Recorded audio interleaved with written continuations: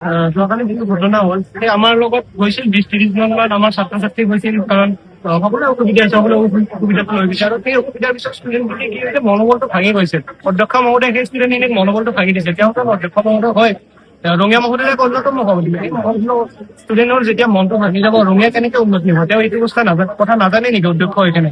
আৰু লগতে সেই মনোবলটো যি ভাঙিছে, দাবী মানে এটাই যে তেওঁ আহক ইয়ালৈ, যি মনোবল ভাঙিছে সেই মনোবল ভাঙাৰ ওচৰতে তেওঁ স্পষ্টীকৰণ দিয়া কাৰণ সেই মনোবলটো আকৌ গঢ়ি তুলি যাতে তেওঁ আলোচনা কৰিব কৰি, কিন্তু প্ৰথমে তেওঁ ষ্টুডেণ্টখিনিক মনোবলটো দিব লাগিব যে এনেকুৱা অনাগত দিনত নহয়। ইমানখিনিয়ে তেওঁ আমাৰ লগত কথা পতাৰ সলনি আমাক অত্যন্ত বেয়া ব্যৱহাৰ কৰে, লগতে এওঁ তলত ধৰিবৰ কাৰণে পদক্ষেপ লয় আৰু তেওঁ কয় যে তোমালোকে প্ৰত্যেকজন 90% ষ্টুডেণ্টে ফ্ৰী এডমিশ্যন লৈছা। ফ্ৰী এডমিশ্যনক লৈ তেওঁ মোক ব্যক্তিগতভাৱে আক্ৰমণ কৰে।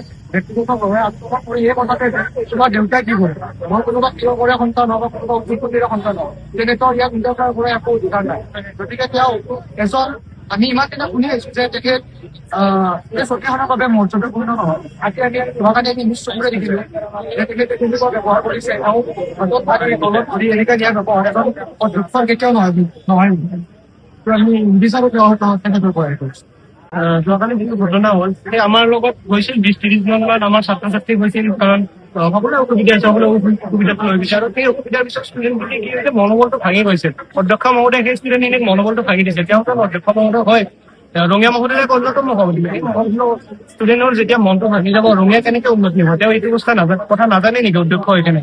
আৰু লগতে সেই মনোবলটো যি ভাঙিছে, দাবী মানে এটাই যে তেওঁ আহক ইয়ালৈ, যি মনোবল ভাঙিছে সেই মনোবল ভাঙাৰ ওচৰতে তেওঁ স্পষ্টীকৰণ দিয়া কাৰণ সেই মনোবলটো আকৌ গঢ়ি তুলি যাতে তেওঁ আলোচনা কৰিব কৰি, কিন্তু প্ৰথমে তেওঁ ষ্টুডেণ্টখিনিক মনোবলটো দিব লাগিব যে এনেকুৱা অনাগত দিনত নহয়। ইমানখিনিয়ে তেওঁ আমাৰ লগত কথা পতাৰ সলনি আমাক অত্যন্ত বেয়া ব্যৱহাৰ কৰে, লগতে এওঁ তলত ধৰিবৰ কাৰণে পদক্ষেপ লয় আৰু তেওঁ কয় যে তোমালোকে প্ৰত্যেকজন 90% ষ্টুডেণ্টে ফ্ৰী এডমিশ্যন লৈছা।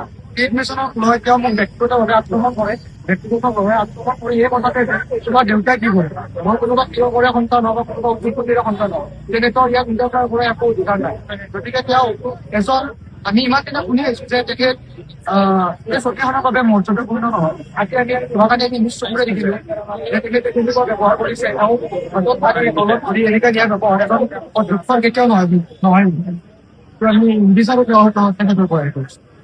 যোৱাকালি যিটো ঘটনা হ'ল সেই আমাৰ লগত গৈছিল 20-30 জন মান আমাৰ ছাত্ৰ ছাত্ৰী গৈছিল, কাৰণ সকলোৰে অসুবিধা আছে, সকলোৰে সুবিধাটো লৈ গৈছে আৰু সেই অসুবিধাৰ পিছত ষ্টুডেণ্ট বুলি কি হৈছে মনোবলটো ভাঙি গৈছিল। অধ্যক্ষ মহোদয়ে সেই ষ্টুডেণ্টখিনিক মনোবলটো ভাঙি দিছে। তেওঁতো অধ্যক্ষ মহোদয় হয়, ৰঙিয়া মহোদয়ে অন্যতম মহাবিদ্যালয় এই মহাবিদ্যালয় ষ্টুডেণ্টৰ যেতিয়া মনটো ভাঙি যাব, ৰঙিয়া কেনেকে উন্নতি হ'ব তেওঁ এইটো কথা নাজানে নেকি অধ্যক্ষ হৈ কেনে?